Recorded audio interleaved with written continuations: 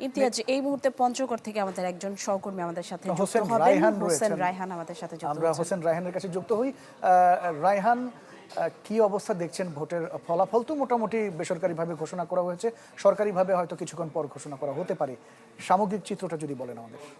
এখন ঘরেই হবে বিয়ে বাড়ির পোলাও, যদি থাকে আকিজ এসেনশিয়াল সুগন্ধি চিনি গুঁড়া চাল। ফলাফল জেলা রিটার্নিং কর্মকর্তার অফিস থেকে ঘোষণা করা হয়েছে। সেই ফলাফল ঘোষণার পরই কিন্তু নির্বাচিত প্রার্থী এবং যারা প্রতিদ্বন্দ্বী প্রার্থী তারা সবাই উপস্থিত ছিল জেলা প্রশাসকের কার্যালয়ে, অর্থাৎ রিটার্নিং অফিসারের কাছে। তারা আসলে ফলাফল নিয়ে তাদের কোনো বিরুদ্ধে নাই। তারা বলেছে যে যে ফল হয়েছে সেটি আমরা মেনে নিচ্ছি এবং এই ফলাফলের ব্যাপারে আমাদের কোনো কৈফত নেই।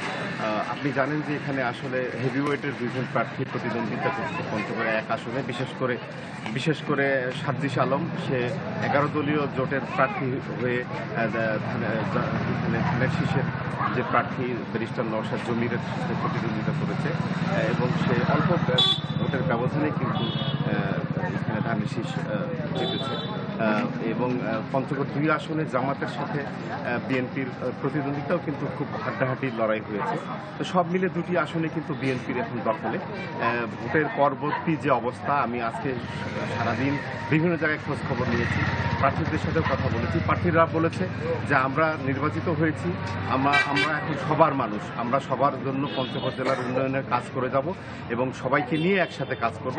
এখানে কোনো সংঘাত, কোনো অসম্প্রীতি, কোনো কিছুই থাকবে না, এরকম প্রার্থীরা তারা প্রকাশ করেছে। ইমতিয়াজ, এই ছিল আমার কাছে পঞ্চগড় জেলার নির্বাচন পরবর্তী সময়ের খবর।